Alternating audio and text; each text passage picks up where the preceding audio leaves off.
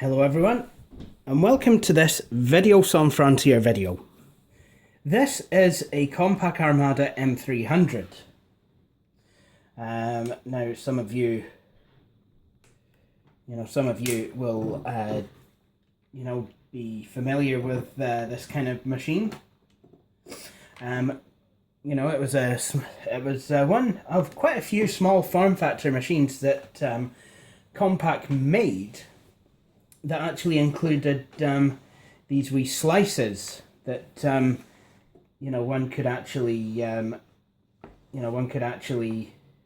remove, so that they have a highly portable laptop, or they could attach it so that they would have a laptop that had some drives and expandability. Quite clever actually. And as you can see, you can kind of pull the laptop from the slice, and it's very, very thin.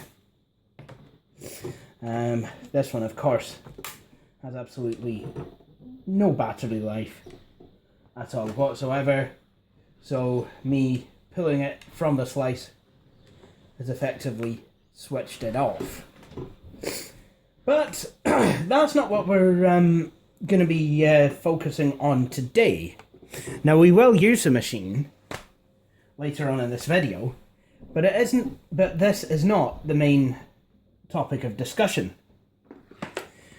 What is the main topic of discussion for this video is this. Now, this is something that my 13-year-old self would have probably killed for. Okay, maybe I'm just using that saying to be a wee bit melodramatic. But what this is a boxed copy of Windows 2000 for PCs with or without Windows.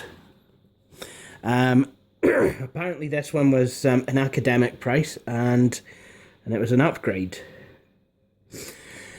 But that upgrade sticker is covering something else. Does it say upgrade underneath, or does it say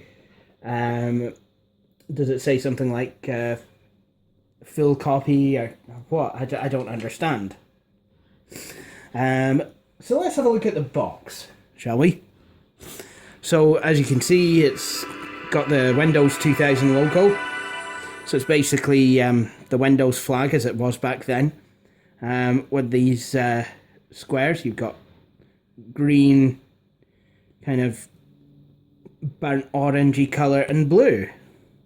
And on the bottom it says Microsoft Windows 2000 Professional, built on NT technology, and that was always the butt of a few jokes. Some people said built on Neanderthal technology, and then of course, there was me saying, oh, built on neurotypical technology, and what have you. Underneath that it says a reliable operating system for business. On the side you've got, it says Microsoft Windows 2000 Professional, and then it's got a certificate of authenticity, and it's got some writing on the bottom. Sorry about that, kind of got interrupted. Something I don't like about WhatsApp. I probably need to change a setting or two, but it's quite happy to interrupt me videoing something. To kind of put a message on my screen. On the other hand, on the other side of the box, it just says Microsoft Windows 2000 Professional, operating system, academic price, and then built on NT technology. So what does it say on the back? Well, we have some system requirements. You must accept the enclosed license agreement before you can use this product. If you do not accept the terms of the licensing agreement, you should promptly return the product for a refund. I'm guessing said product would be sealed, but then again, it is really kind of one of those things, because I can't imagine. Sorry, I'm just going to move the camera a wee bit. I can't imagine a lot of shops would have actually entertained that idea. A lot of shops will not allow you to return software unless the media itself is damaged. Anyway, let's have a look at the system requirement. Sorry, this is probably going to be a wee bit shaky. So, it requires me to be able to focus this camera.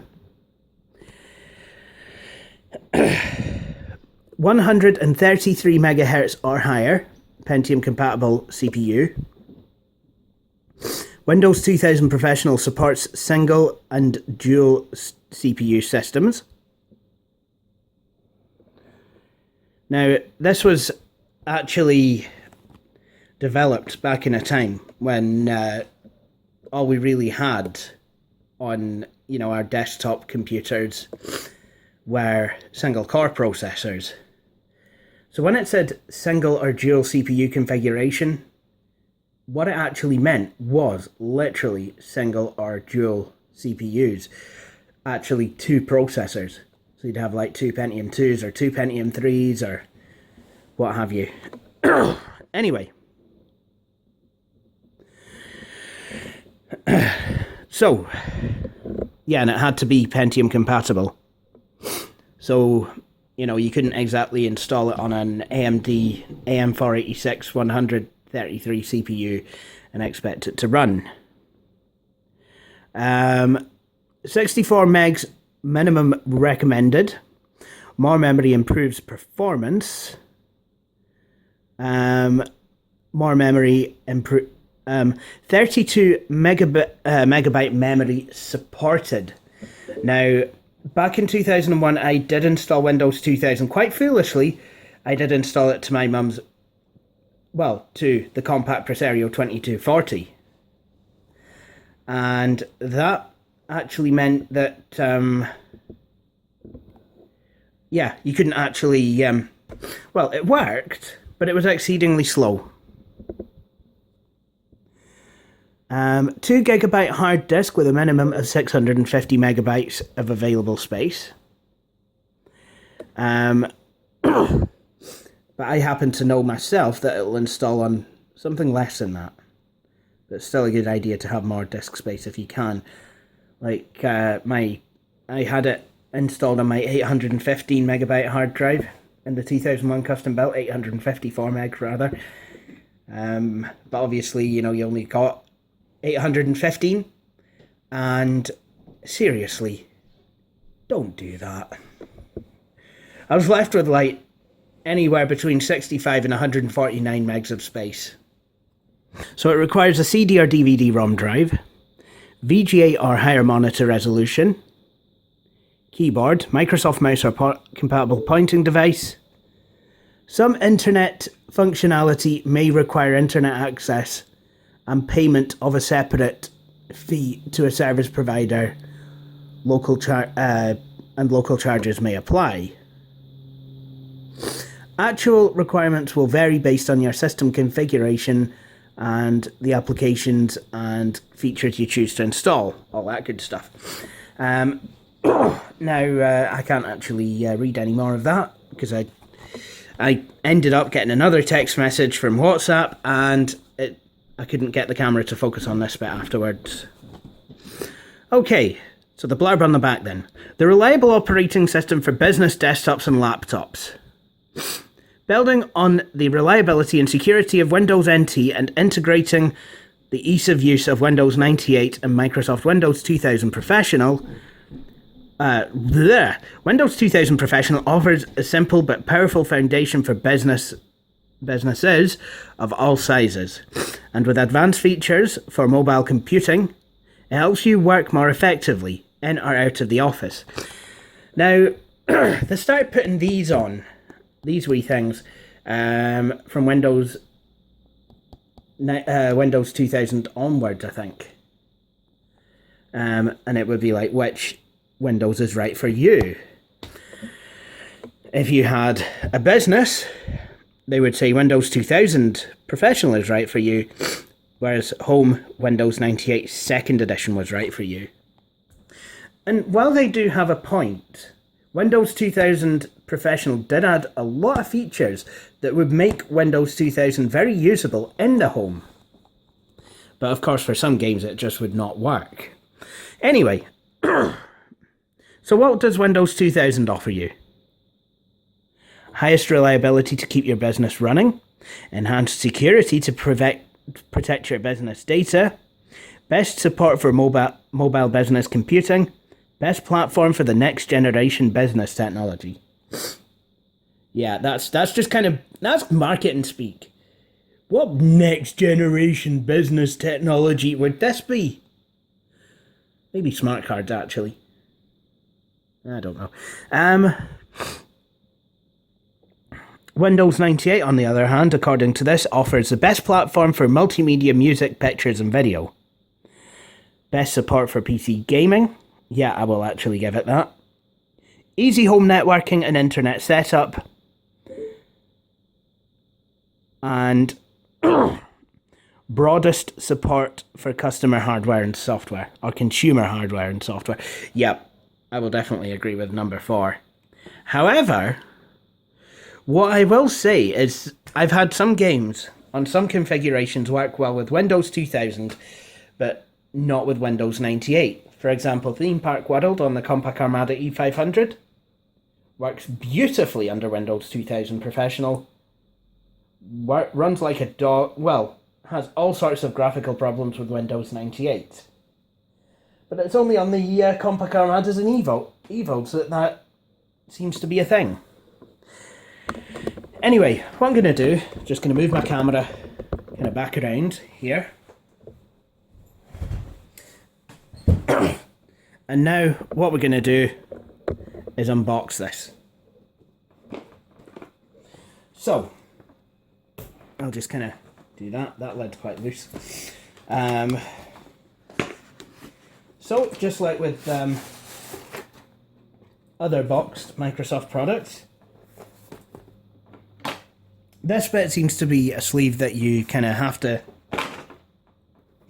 pull off to be able to access the goodies inside. And now,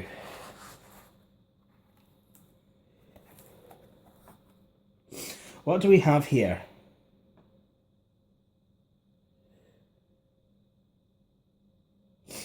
Windows 2000 Professional Server and Advanced Server. High encryption floppy disk.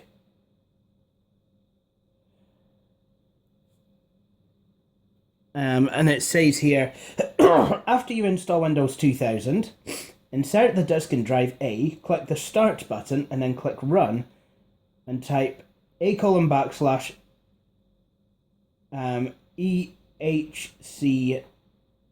pack.exe and press enter. I think that's what it says. So you have that. You don't boot from this disk, though. You actually install something afterwards. Then we have the Windows 2000 disk itself. Ooh, shiny. Love these designs. First time I ever saw a Microsoft designed disk that looked like this, it was actually Office 2000 Professional. Nice. It's beautiful. Then we have a Windows 2000 Professional Quick Start Guide. Notice how its landscape, kind of very much a similar form factor to the Windows XP Quick Start Guide. And that basically kind of takes you through, basic steps, setting it up. And that screenshot looks like it was taken from Windows NT, you can tell with the tiny wee buttons. Then you have the, just basically, how to go about installing Windows 2000 in an upgradey kind of way. Then you've got things like creating your user account, how you'd go about doing that.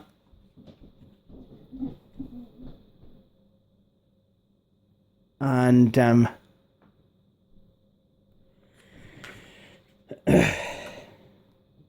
setting up your computer for use on a network, sharing items, all that good stuff. So it's kind of more about this quick start guide is literally more about getting your computer up and running Windows 2000 more than it is, hey, this is how to use Windows 2000. But yeah, there you go. Quick start guide. Like I said, it has the same kind of form factor as the Windows XP quick start guide. Then you've got this, the Getting Started guide, also with an academic price sticker. Quite thin compared to the likes of Windows 3.1 and MS-DOS's quick start guides, or Getting Started guides rather. And this one seems to obviously have quite a lot more in it, but this book looks like it's aged pretty rapidly. Easiest Windows yet. Best of Windows 98. You know, if you've used Windows 2000, if you've used Windows before, it kind of introduces you to some of the features that are new in Windows 2000. You know, certainly compared to 98 and NT.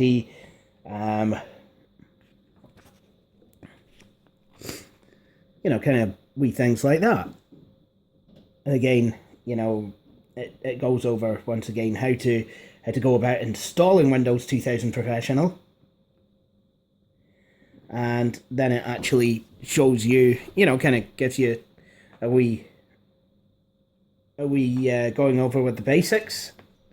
You know, how to actually operate Windows, how to start a program, manage your files. Then it goes on about networking, sharing connections, all that sort of good stuff.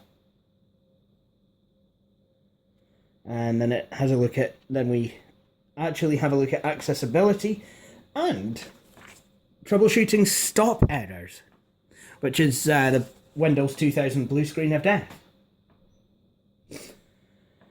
So, I mean, that is pretty good. That alone is a pretty good thing to have, I think.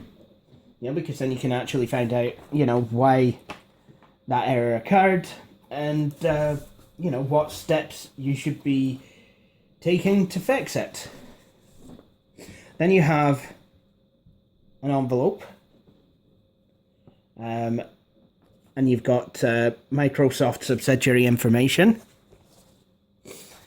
Then you've got the registration card. By this point, they'd stopped putting the yellow ones out that said, would you like the address of the most important person at Microsoft? And yes, it tickles me how this is in kind of the Macintosh font. That is quite funny. Microsoft support options. Look, so apparently, you know, when you register, you get all this, but you get it in Internet Explorer 3, which is a wee bit odd if you're running Windows 2000. Or anything above Windows 95 OSR 2.1, if I'm going to be completely honest. So that you've got access, you've got screenshots of the knowledge base and everything. And then, you know, you've got a registration card. You know, basically a wee blurb about, you know, what registering can get you. You know, it's like, if you register your copy of Windows 2000 Professional, then on your next birthday, Runrig will come round to your house and play live in your own living room, which is brilliant. Actually, no, that won't happen. Then, the last but not least, you have limited warranty. And you can imagine what all that's about. Lots and lots and lots of writing.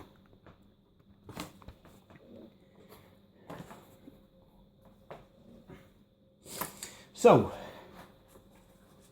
we've done all that. So now, let's just kind of pack everything away. Boom. Except for a couple of items.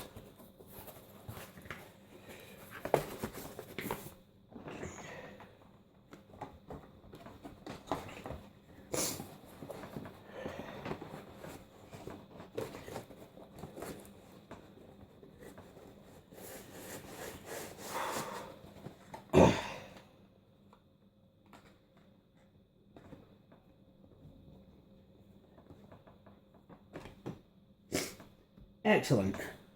Right. So, now we're actually going to go ahead and install Windows 2000. And I would like to apologise for the appalling lighting. Okay, let's see if there's anything that we can do about that.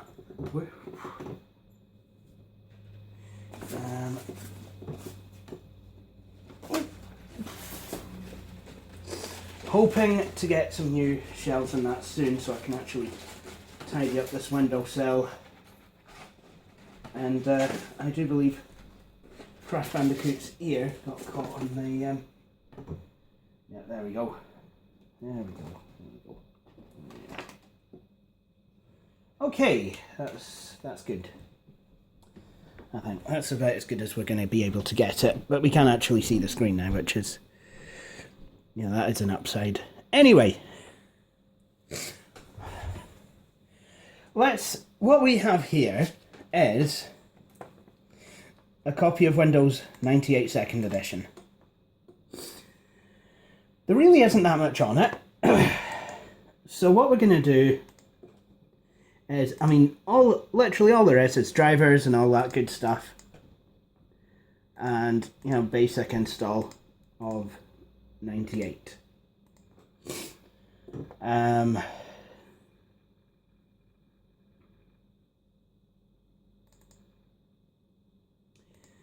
the desktop themes. Now, Windows 2000 and desktop themes do come with Windows 2000, sort of. The actual program, themes, I think it's theme.exe, comes with Windows 2000, but theme.cpl does not. And neither do any desktop themes. But if we upgrade from 98 to 2000, you will get to keep your desktop themes, and you'll still have the desktop themes control panel, that's theme.cpl, but you will get the upgraded version of Microsoft desktop themes that came originally as part of Plus for Windows 98. And that supports themes that have a My Documents icon, which all the themes that are included with Windows 98 don't have, because that came with the version of desktop themes that came with Plus for Windows 95. Yes, I know it's complicated. But what you also get is themes with gradiented toolbars.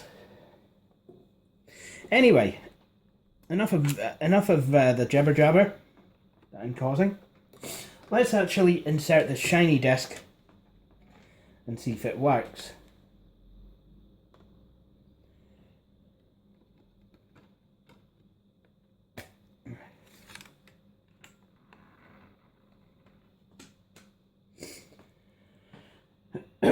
Okay, here we go. So, what we've got, Windows 2000 Professional Auto Run menu came up on screen. Microsoft Windows 2000 CD. The CD-ROM contains a newer version of Windows than the one you are currently using. Would you like to upgrade to Windows 2000? Yes. Don't mind if I do. So this system has got a 650 MHz CPU, Intel Pentium 3. I do believe, or it could be, it's a 600 or 650, I can't mind. And it has 128 megs of RAM. And I do not plan to actually be keeping this Windows 2000 install. I just kind of wanted to show you upgrading to it. Anyway, you've got two options. Upgrade to Windows 2000, recommended. Or install a new copy of Windows 2000. And while you can install that onto your C drive, it's not to be recommended, because you'll get, none of your programs will work. It'll just all be taking up space and very untidy, very unpleasant for all. And to be honest, doing it this way, you won't be able to format the hard drive because it copies the files needed for Windows 2000 setup to the hard drive. So if you wanted to actually do a clean installation onto the hard drive that you're currently using, what you'd have to do is boot from the CD-ROM, which is what I normally do. But if you want to put it on another partition or another disk, then you could do that quite easily using this option, you know, to have a dual boot set up. And you could, or you could just upgrade it. Anyway, oh, and FYI, Windows 2000 setup will not let you repartition drives, you know, and keep your data. If you wanted a multi-boot and you only had the one partition set up, as I do on this machine, you would actually have to partition it manually. You'd actually have to either use a program called Acronis OS, like Acronis OS Selector, that would let you resize pre-existing partitions, or you'd have to use a program, well, or you'd have to use boot from the Windows 2000 CD, delete your current partition, which means you'd lose all your data, and, you know, then you'd have to create the partitions that you wanted. Anyway, we're just going to upgrade, so let's just click Next, accept the license agreement, and then what I want to do is just put the product key in, so I'll do that now. Okay, now we're on to the next screen. The Windows 2000 compatibility website contains the latest product updates and the most recent compatibility information about your hardware and software. You should visit this website now before you upgrade. Now, if anyone remembers when Windows XP first came out, you could download the hardware compatibility wizard to see if your machine would be XP compatible. Now, for those of you who don't know, Windows 2000 also had such a utility. And if you run setup as an upgrade, either Windows 2000 or Windows XP, it will actually run hardware compatibility scan to see if your system will actually work. It's kind of similar to some of the steps Windows 10 setup takes to see if your computer is capable of actually running the operating system.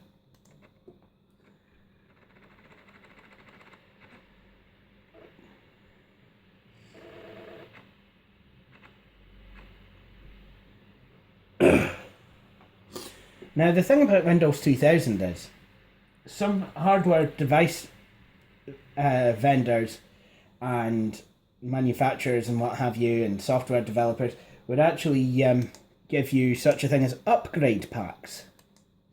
And basically what this would do is let you actually upgrade Windows 2000 you know, to the correct drivers automatically. Unfortunately, I don't have any of these upgrade packs, so I'm going to click No. And then it would ask if you want to upgrade your drive to NTFS from, you know, FAT32.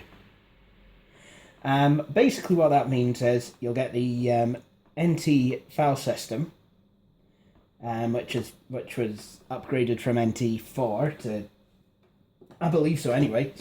And basically what that will do is it'll give you more security. Anyway, let's upgrade this drive, because I'll kind of show you. I mean, this will kind of take a wee while. It's going to load the information file.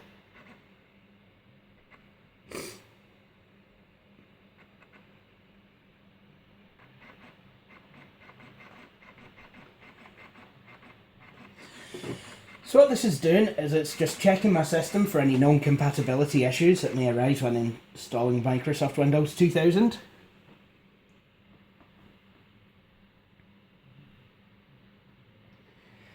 How long have I been doing YouTube videos now? And I think this is the first time I've actually done one of these upgrades live on the channel. I sometimes used to do this, you know, kind of upgrade from 98 before. You know, with my 2001 custom built, because, you know, I must admit, I did quite like having things like the desktop themes in Windows 2000 Professional. Nowadays, I'll just kind of clean install it. you know, as I do with every operating system.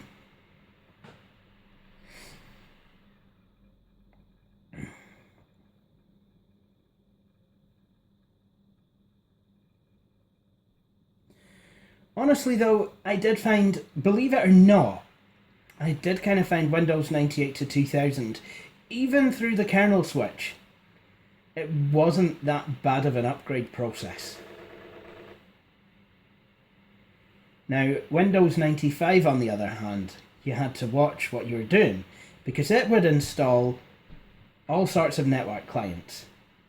Client for Windows NT networks, clients for Microsoft networks, clients for NetWare networks, and Windows Logon. And for some reason, if you upgraded, here we go. Okay, so it's found here that the Ethernet card will no longer be compatible with Windows 2000 after I upgrade. While that is a pain, it's not too big of a problem, because luckily nowadays I have access to the internet and I can just go and get that driver for Windows 2000. So, you know, while this is installing, I'll go away and do that. Anyway, as I was saying, here we go. Here's the upgrade report.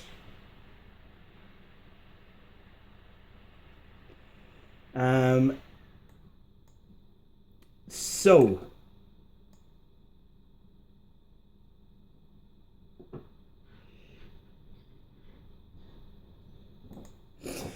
it's saying, you know, some things are just not going to work, right? Compaq configuration record, easy access buttons, easy point 4.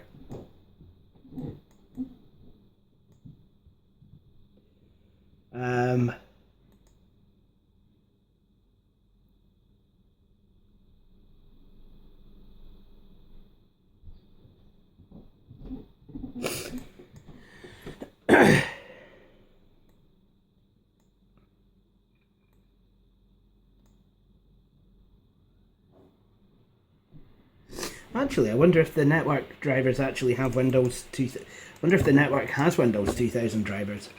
Setup is now ready to install Windows 2000.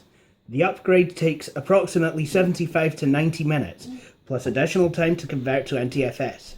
Your computer will restart 4 times. This process is completely automatic, and you will not have to answer any technical questions. To continue, click Next.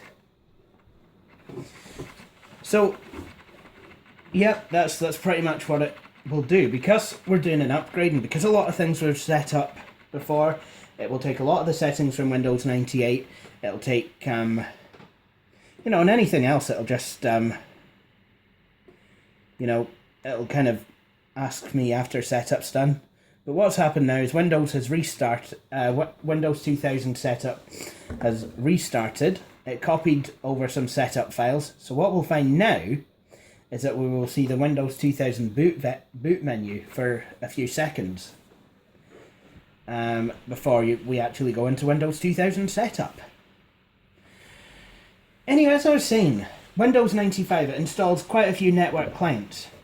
So if you upgrade Windows 95 to Windows 2000, or if you upgrade Windows 95 to something like Windows 98 or Windows ME, and then upgrade that to Windows XP without first removing some of the network clients, for some reason it will default to you using the NT, the Microsoft, the network logon client for Windows NT networks.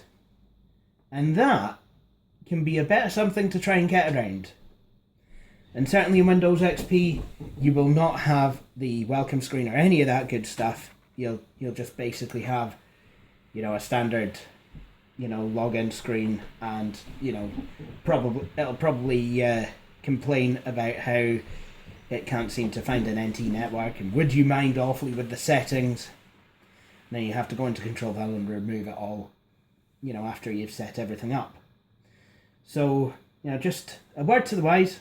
if upgrading to Windows 2000, go into right click on network neighborhood, go to properties and remove any unwanted network clients.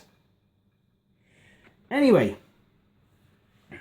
what's happening now is Windows 2000 Professional is installing. It looks just like it would on any other workstation, on any other install now, because we're in what's known as the text-based portion of setup. The difference being is it will not ask me anything in this portion of setup, nor will it ask me anything in the GUI based portion of setup, because I've already entered my product key and it already kind of has an idea of which system locale I wish to use in the keyboard layout, because it kind of takes that information from the Windows 98 setup process. So, as ever, while waiting on things to install, go make yourself a cup of tea. So, we're going into the GUI phase for the first time.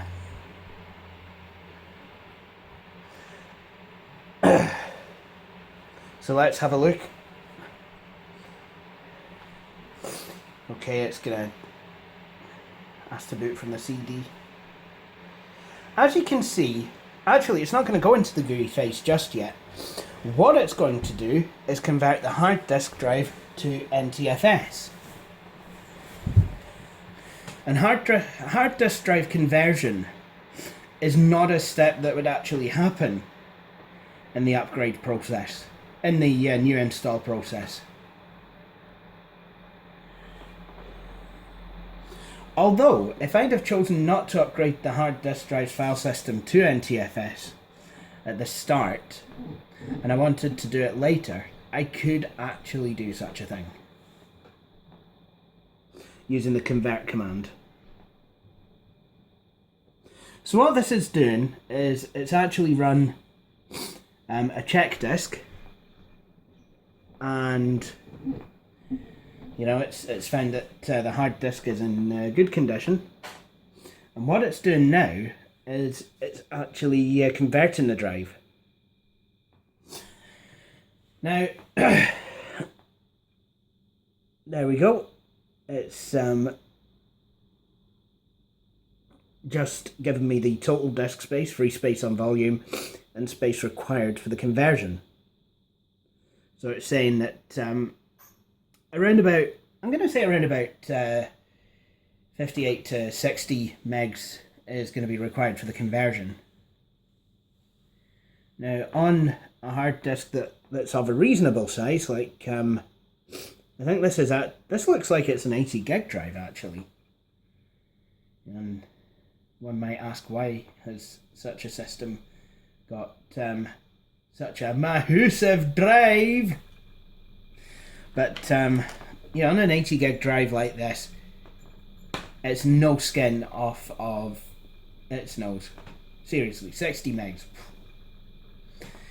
Whereas on something like my 854 meg drive, or even the 1.2 gig drive that was added, generously donated to me, the system was just a bit...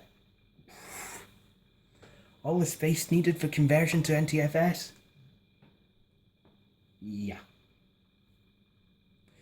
And while you can convert to NTFS, after installation of Windows, and that's, kind of, I'm going to say any version of Windows NT. Oh, look, it's actually converted. So, yeah, while you can convert after you've installed Windows, sometimes it could corrupt the file system. That's what happened to me with the Ergo Ansys 211. Actually corrupted my file system. And as a result, I actually had to go and clean install Windows anyway. Kind of glad I did though. I got that from Sight and Sound. They set it up for me, which was very nice of them, but I really didn't like the way it was set up.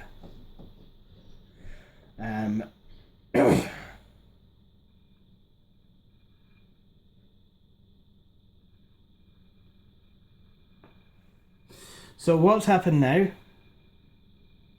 is it actually just kind of ran a quick wee check, and it will have said look, the hard disk is now NTFS. So the GUI portion of setup will kind of go on.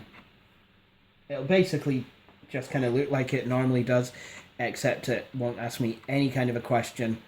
And I believe there is one more step as it gets to the final four, kind of, you know, configuring start menu items, all that good stuff. Yeah, I mean, as soon as that's done, then Windows 2000 will be set up. Now, sometimes you might find that even though you had full driver support in Windows 98, when you install Windows 2000, even when you upgrade, you might find that you have absolutely no drivers installed at all. And there's a good reason for that. Windows 2000's kernel is different from that of Windows 95 and 98, and as such requires a different set of drivers. The kernel is basically kind of the engine that kind of runs it. So, you know, it's basically like, it'd be basically like, you know, kind of having a diesel engine instead of a petrol. You know, they won't run with the wrong kind of fueling, just as Windows 2000 will not run with the wrong kind of drivers.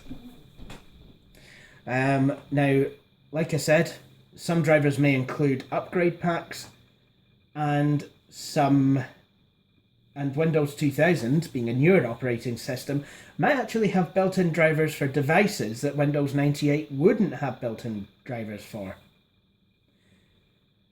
So we will see how this goes. I mean, on my 2001 custom built, if I upgraded from 98 to 2000, I needed to reinstall all the drivers. However, when I installed Windows 2000 on the Compaq Armada 2240, we did not need to upgrade any of the drivers. Also, Windows 2000 does not offer a downgrade option. I don't think it would, even if the disk drive was set to FAT32. But as soon as you've installed Windows 2000, that's pretty much it. You know, if you want your previous version of Windows back, you'll have to completely format the disk drive and install it manually. That's basically what you have to do. Live with it.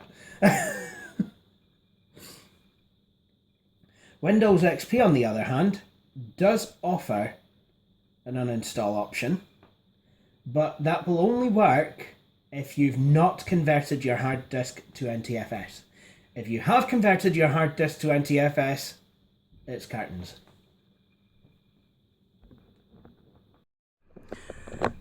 Oh, just in the nick of time. Now this is the extra step in Windows 2000 setup that would not happen in the case of a clean install. Upgrades program and system settings. So it's basically taking everything that's on the system and reconfiguring it for Windows 2000 where it is able to do so. And then it will go back to the usual prescribed setup routine, save the settings, and remove any temporary files that were used. So yeah. And the reason it was just in the nick of time is because I was actually using the phone, and of course I use my phone to take videos. And but yeah, so after all this lot is done, Windows 2000 will be completely set up on this system. Now be able to make it run real good. Actually, with 128 megabytes of RAM, I do have my doubts, but I did run Windows 2000 on the 2001 custom built with 128 megs of RAM. And in fact, what I actually did was run it on 120 megs of RAM, because the motherboard nicked 8 megs of my main system memory to use with a Trident that I wouldn't mind having in Scotland. That being the onboard Trident Cyberblade 3D graphics. as opposed to a bunch of Trident nuclear submarines, which David Cameron has categorically said that yes, he would press the red button on. Not in my name, you don't, you feel. Not in my name at all. Okay. So this is nearly done. In fact, any minute now, it will actually go on to remove any temporary files used. And then after that, Windows 2000 setup will have completed. Windows 2000 is now installed. Setup needs to restart your computer to continue. Your computer will automatically restart in 15 seconds or when you click Restart Now. So, if you upgrade to Windows 2000, you will actually be asked if you want to, kind of put a password.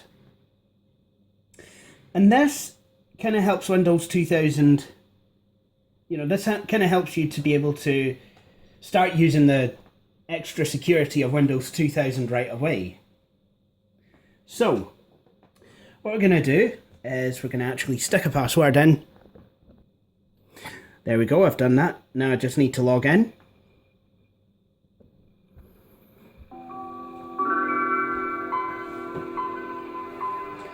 Oh yeah, that's a thing. The Microsoft sound changes back to the Windows 95 one. And because the Microsoft sound was the default sound used in Windows 98, this has literally just kind of upgraded that. So, what we have here now is the Windows 2000 desktop complete with the getting started with Windows 2000 screen. So let's have a wee look at what's gone on. As you can see, we have video drivers, we have sound drivers, but apparently we don't have network drivers. However, I do believe that there are some network drivers on the hard drive. So there we go. As expected, the Ethernet controller driver is not installed. So I'm actually going to see if it's actually on the hard drive.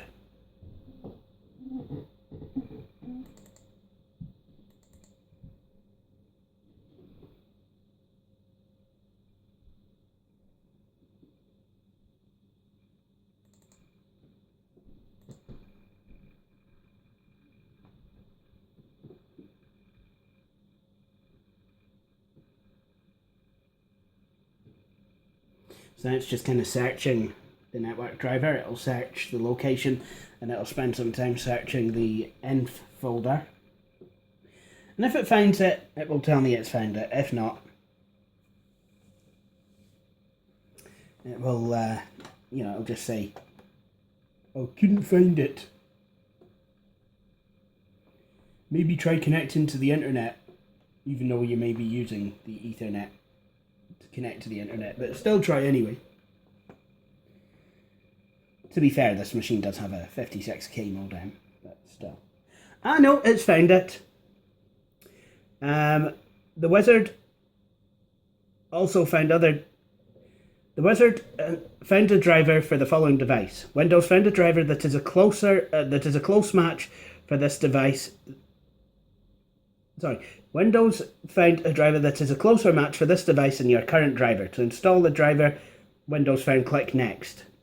And it's found the driver. But it's saying it also found other drivers. And I could have chosen to install one of those if I'd have wanted to. But I've just went with the one that Windows 2000 recommended. And what's happening now is the driver is actually being installed. And look, there it is. So there you have it. Now the video and sound drivers that are on here are not they are not actually drivers that were provided by Compaq. Oh look, you ever seen Windows 2000 looking like this? Good grief. Let's reset it. There we go. That looks a lot better. There we go. And if we look, we have, as promised, the desktop themes. As you can see, there's a My Documents folder. But obviously there's no icons available for that, because none of these themes were designed with that folder being there in mind. And because it's a more up-to-date version of desktop themes, you've got the option to rotate themes monthly. Now I remember the person who built my 2001 custom build. Let's enable a theme now. There we go. The person who built my 2001 custom build actually, he actually had that setting on his office computer, that it would rotate the themes monthly. Oh wow. We've got the log off option. While it is available in Windows 2000, that would be turned off by default. And you know, you just go to start, shut down, and then log off using this option.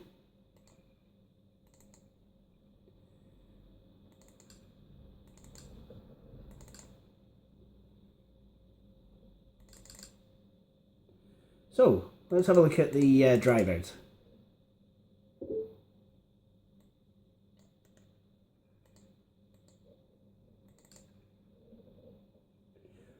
So, ATI video driver.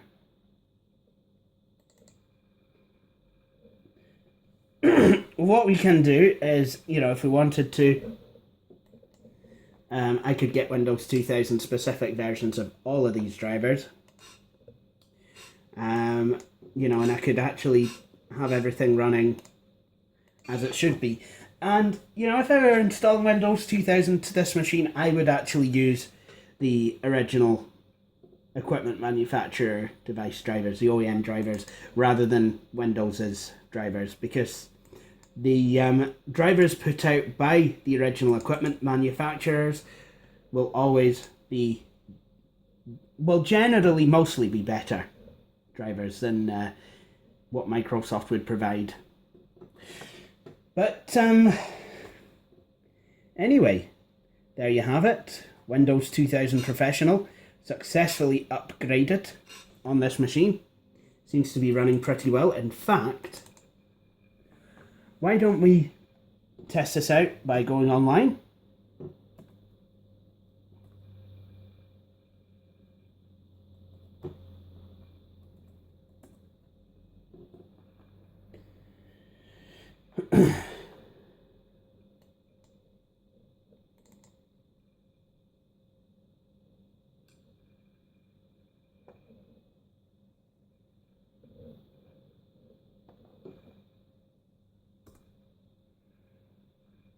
And there you go, we're online. Obviously this browser is very old, so won't work properly with a lot of today's websites.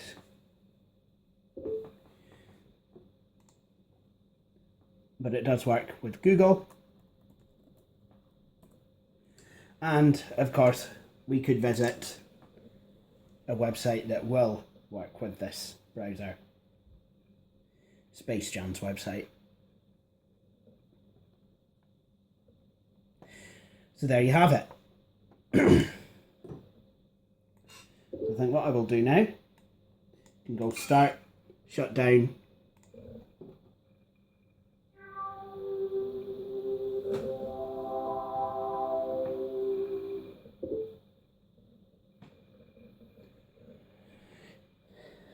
and then Windows 2000 has indeed shut itself down. Anyway, so that will conclude this video. I hope you've enjoyed watching it. If you have, please feel free to subscribe to the channel, and while you're at it, please feel free to follow me on Twitter and like videos on Frontier on Facebook. But in the meantime, thank you for watching. Please join me in the next video. Cheery bye.